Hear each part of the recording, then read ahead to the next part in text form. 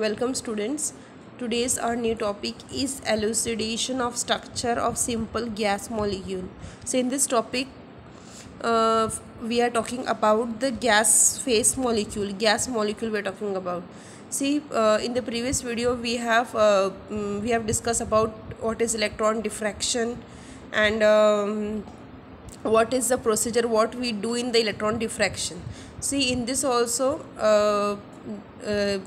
electron diffraction. What is electron diffraction?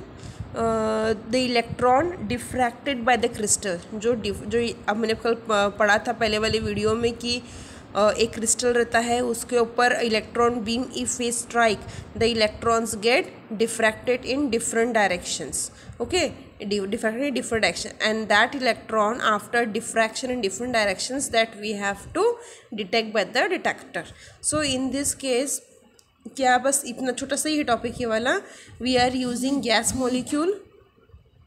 Now कुछ procedure वगैरह नहीं दी है इसके अंदर जस्ट कि इलेक्ट्रॉन डिफ्रैक्शन किसके लिए यूज़ होता है वो बताया है इस टॉपिक में, कि हम लोग स्ट्रक्चर डिटरमाइन कर सकते हैं. Elucidation of structure of simple gas molecule, कि इस मेथड से हम लोग इलेक्ट्रॉन डिफ्रैक्शन मेथड से हम लोग जो गैस मॉलिक्यूल्स है उसके भी हम लोग स्ट्रक्चर डिटरमाइन कर सकते हैं. सिर्फ ये इस टॉपिक में यही बताया है कि जो डिफ्रैक्शन होता है, इलेक्ट्रॉन डिफ्रैक्शन जो होता है उसको मेजर करके हम लोग गैस मॉलिक्यूल का हम लोग स्ट्रक्चर डिटरमाइन कर सकते हैं.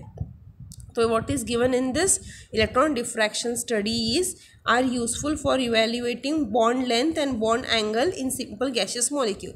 तो what this point means, electron diffraction के वजह से इलेक्ट्रॉन डिफ्रैक्शन को जब डिटेक्ट करते हैं हम लोग तो वो हमें हेल्प करता है कि बॉन्ड एंगल क्या है, किसी कंपाउंड का बॉन्ड एंगल क्या है, बॉन्ड लेंथ क्या है, ये सब हमें इंफॉर्मेशन देता है. Electron diffraction gives this types of information, that is bond length, bond angle, है ना.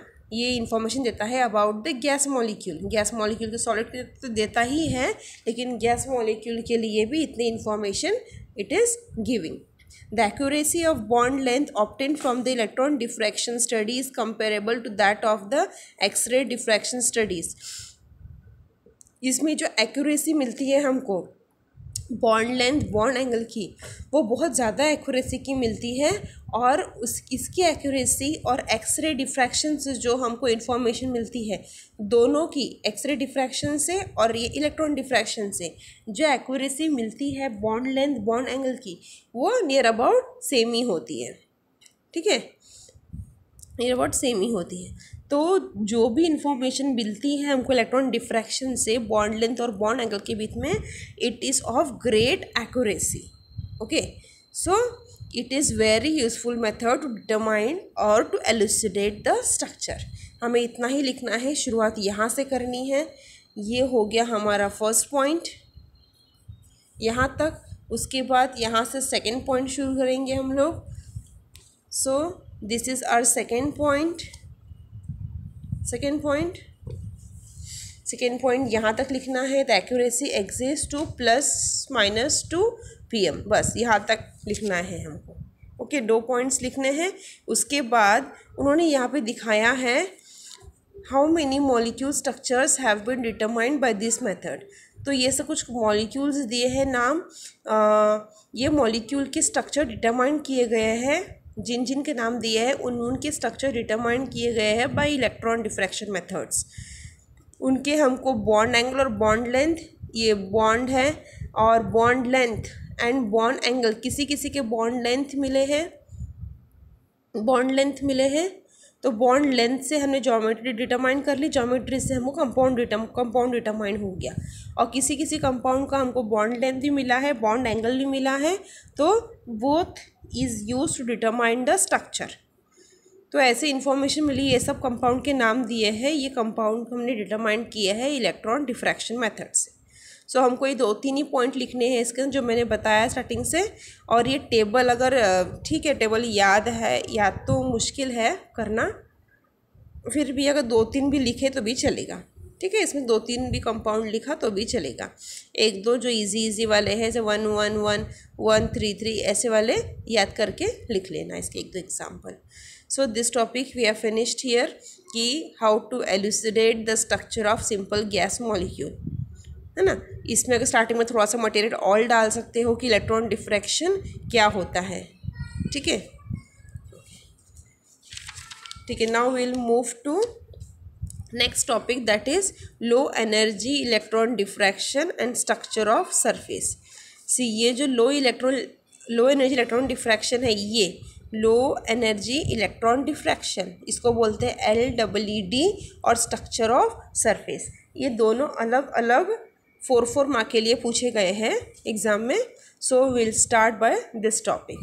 सी इन दिस LEED मतलब लो एनर्जी इलेक्ट्रॉन डिफ्रैक्शन, मतलब जो इलेक्ट्रॉन बीम हम लोग यूज़ करते हैं, जो इलेक्ट्रॉन बीम हम लोग डिफ्रैक्शन या स्ट्राइक के लिए, कंपाउंड को स्ट्राइक के लिए जो यूज़ करते हैं, वो लो एनर्जी की होती है, लो एनर्जी का। अब लो एनर्जी क्यों होती है बताऊंगी मैं, ठीक है। तो इस मेथड में क्या होता है, लो energy electron diffraction is one of the most informative technique for determination of arrangement of atom close. अब इस मेथड में क्या होता है, हम लोग अगर एक क्रिस्टल लेते हैं, एक क्रिस्टल ले रहे हैं हम लोग, सपोज एक क्रिस्टल, यहाँ पे एक सैम्पल लिया है, ये वाला सैम्पल है, ये वाला सैम्पल है।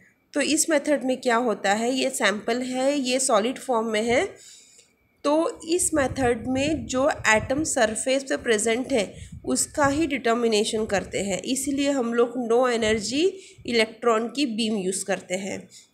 मतलब कोई भी एक क्रिस्टल का जो ऊपर का सरफेस है, ऊपर का लेयर है, उसकी एटम या फिर वो कैसे अरेंजमेंट है, ऊपर एटम का अरेंजमेंट कैसा है, वो चेक करने के लिए हम लोग ये मेथड यूज़ करते हैं LEED। तो इसलिए हम लोग लो एनर्जी के इलेक्ट्रॉन बीम यूज़ करते हैं, ताकि वो इलेक्ट्रॉन बीम सिर्फ ऊपर तक ही टच करे, ऊपर जाके स्ट्राइक करे और फिर बाद में डिफ्रैक्ट कर दे, ठीक है, ऊपर से ही डिफ्रैक्ट कर दे। और जनरली इलेक्ट्रॉन बीम जो है, अगर किसी को भी स्ट्राइक करती है तो ऊपर क्रिस्टल्स होते हैं, क्रिस्टल के ऊपर एटम्स रहेंगे, अगर वो एटम को स्ट्राइक करेगी तो पट से ही डिफ्रैक्ट हो जाएगी, अंदर नहीं जाएगी। लो एनर्जी की रहेगी तो थोड़ी भी अंदर नहीं जाएगी, सरफेस से ही स्ट्राइक करेगी। तो इसका मतलब ये जो हम लोग लो एनर्जी बीम यूज़ कर रहे हैं, ये method is useful to determine the surface layer या surface atom of the crystal या surface layer of the sample determine करने के लिए ये मेथड यूज़ करते हैं। अभी देखो इस स्टार्टिंग से पढ़ लेते हैं क्या लिखा है। तो low energy electron diffraction is one of the most informative technique for determining the arrangement of atoms close to the surface. अभी मैंने बताया LED इज जनरली इलेक्ट्रॉन ये वाला, ये पॉइंट नहीं, ये फर्स्ट पॉइंट रहेगा तुम्हारा, this will be your first point. उसके बाद सेकेंड पॉइंट यहाँ से लिखोगे, ठीक है। ये T द है, the use of low energy electron beam corresponding to wavelength in the range 100 to 400 ensures the diffraction is caused only by atom on or close to the surface। अब इसमें जो इलेक्ट्रॉन बीम यूज़ करते हैं, electron beam, वो किस wavelength की होती है, that will be of wavelength 100 to 400 PM range. इस रेंज की वेवलेंथ यूज़ करते हैं इलेक्ट्रॉन बीम की।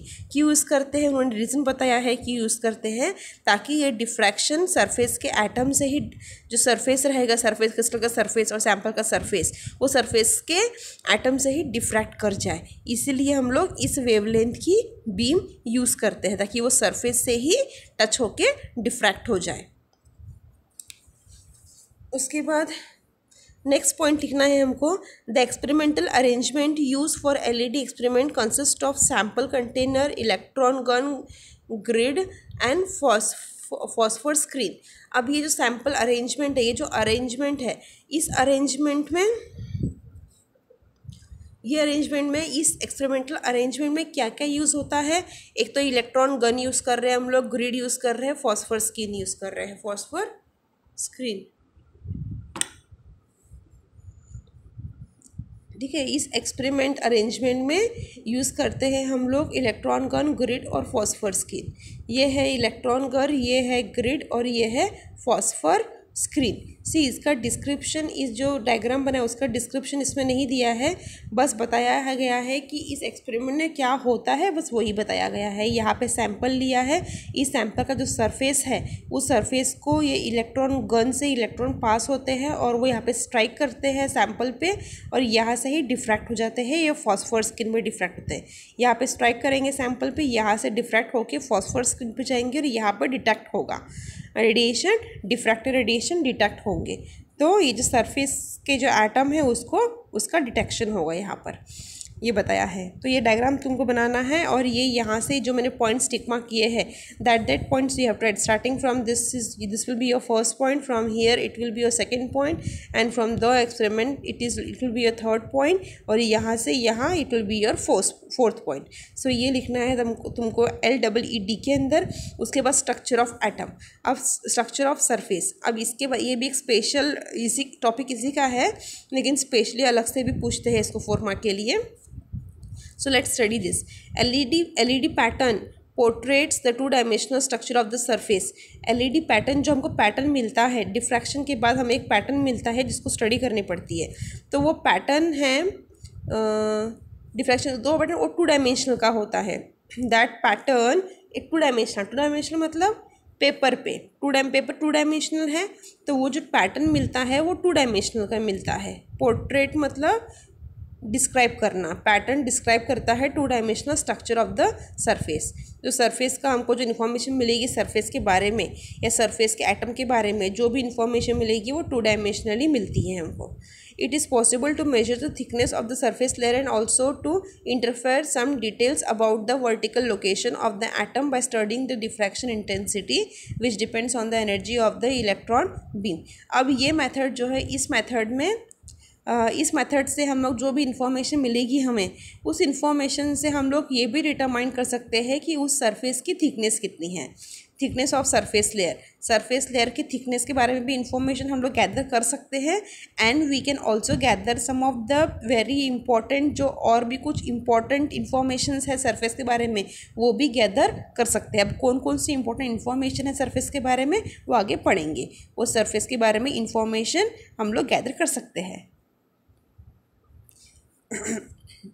अब LED पैटर्न शार्प, अगर हमको जो LED पैटर्न मिलेगा अगर वो शार्प है, शार्प LED पैटर्न मिलेगा तो if the surface are well order, जब हमें जो सैंपल यूज़ कर रहे हैं अगर उसका सैंपल जो है उसका सरफेस लेयर वेल ऑर्डर्ड होगा, वेल ऑर्डर सिस्टमेटिकली अरेंज होगा, सरफेस वेल ऑर्डर्ड होगा तो हमको शार्प पैटर्न मिलेगा।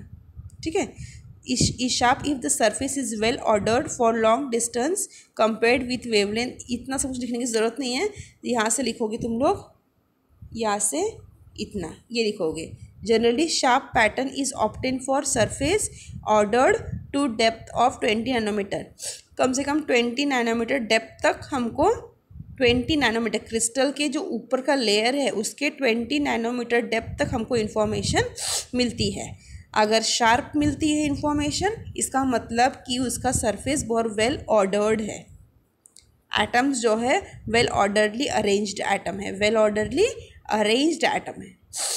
नाउ डिफ्यूज LED पैटर्न, अगर डिफ्यूज LED, अगर जो हमको पैटर्न मिल रहा है, जो इन्फॉर्मेशन जो हमको पैटर्न मिल रहा है इसके बाद डिटेक्टर के बाद, अगर वो डिफ्यूज पैटर्न नहीं मिल रहा है इसका मतलब है show the poorly ordered surface and presence of impurity. इसका मतलब है कि एटम जो सरफेस पे एटम है वो पुअरली ऑर्डर्ड है, बराबर ऑर्डर्ड नहीं है या उसके अंदर इम्प्योरिटीज़ प्रेजेंट है अगर डिफ्यूज LED पैटर्न मिलता है तो।